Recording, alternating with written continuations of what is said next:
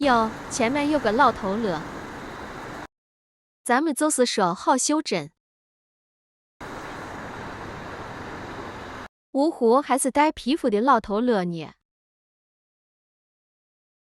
溜了溜了。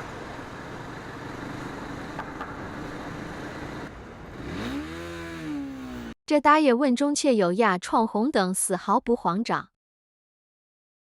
大爷要看红绿灯呀。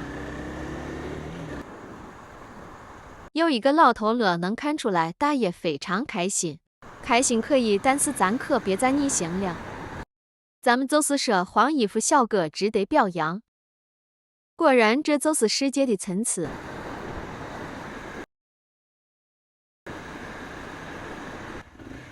你被包围了，哈哈哈哈哈！下次注意。